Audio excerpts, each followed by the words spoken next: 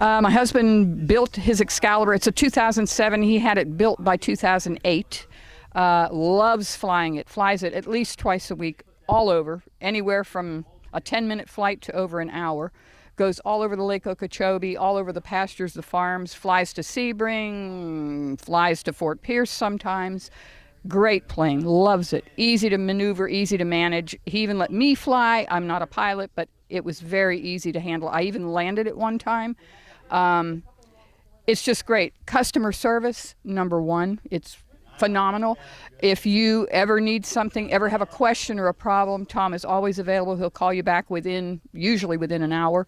He drives to your house if you're kind of local, like we are, and helps you with any problem. He's just very kind, considerate, great customer service. So if you're kind of wondering about that, thinking about getting an Excalibur, go for it, and you will enjoy it. You will enjoy it, and you will be backed up by great customer service.